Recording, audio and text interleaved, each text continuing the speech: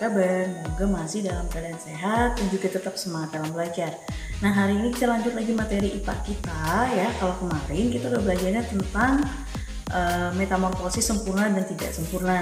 Dan kalian sudah bisa menjawab latihan kemarin ya, rata-rata semuanya sudah tepat ya, sudah benar dari pengertian daur hidup, kemudian perbedaan antara metamorfosis sempurna dan tidak sempurna, serta fase perubahan pada metamorfosis pada hewan ya. Kemarin sudah tepat semua menjawab. Nah, untuk hari ini kita lanjut lagi materi kita ya. Silahkan buka buku kamu halaman 53. Buka buku kamu halaman 53. Kita hari ini akan mempelajari tentang manfaat makhluk hidup bagi manusia dan upaya pelestariannya. Nah, seperti yang kalian ketahui bahwa makhluk hidup itu terdiri dari manusia, tumbuhan, dan juga hewan. Umumnya tumbuhan dan hewan digunakan untuk memenuhi kebutuhan manusia, ya. Nah, di mana antara tumbuhan, hewan, dan manusia ini pun saling ketergantungan, ya. Karena manusia juga perlu tumbuhan dan juga hewan dan tumbuhan pun perlu manusia untuk memeliharanya, ya. Sebagai contoh, coba kita lihat yang ada di halaman 54 ya. Nah, di halaman 54 di sana kita ambil contoh tumbuhannya adalah tumbuhan pohon kelapa. Kira-kira apa aja sih yang bisa dimanfaatkan dari pohon kelapa? Tentu banyak sekali. Yang pertama dagingnya atau buahnya ya. Kemudian air kelapanya pun bisa kita manfaatkan.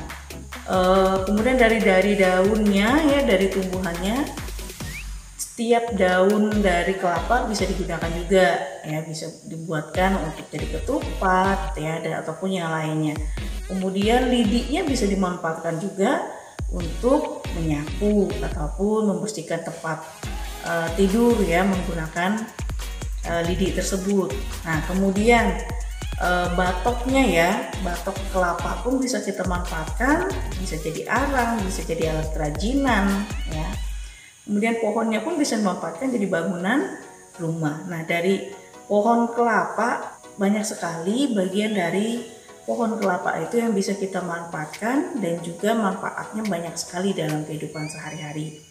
Tidak hanya tumbuhan, tapi juga ada juga hewan. Contohnya misalnya kita ambil di peternakan, biasanya hewan yang digunakan adalah kerbau ya, itu untuk membajak sawah. Kemudian dari segi manusia tentu peternak juga perlu dokter hewan ya, untuk memeriksa bagaimana keadaan hewannya. Misalnya sapi, punya peternakan sapi tentu ya, dari sapi pun kita tahu banyak sekali yang bisa dimanfaatkan, dagingnya, kemudian susunya ya. Susu sapi dimanfaatkan untuk kebutuhan manusia juga, bisa juga dimanfaatkan juga untuk jadi keju ya.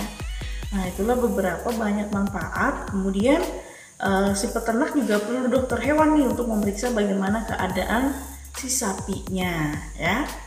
Nah, dari apa yang kita sudah bahas ini, tentu kita bisa melihat bahwa tumbuhan dan hewan di sekitar kita itu banyak manfaatnya dalam kehidupan kita sehari-hari ya.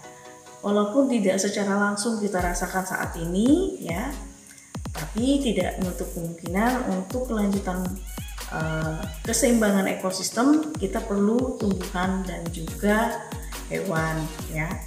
Hewan pun ada yang jadi hewan peliharaan, ada yang tidak ya, karena nggak mungkin dong kita pelihara misalnya singa, zebra ya, ataupun harimau, itu tidak bisa dipelihara ya, tapi itu kita peliharanya adalah dengan menjaga hutan kita. Jadi mereka punya tempat rumah yaitu hutan ya. Makanya kita harus juga bisa menjaga hutan untuk tempat tinggal hewan-hewan dan tumbuhan lainnya yang ada di sekitar ya. Tidak bisa kita pelihara semuanya di rumah ya. Adapun upaya pelestarian lainnya, misalnya ada kebun binatang, ada juga cagar alam, ada taman nasional, ada kebun raya. Nah, itulah digunakan untuk memelihara ya, upaya pemeliharaan untuk makhluk hidup seperti tumbuhan dan juga hewan ya.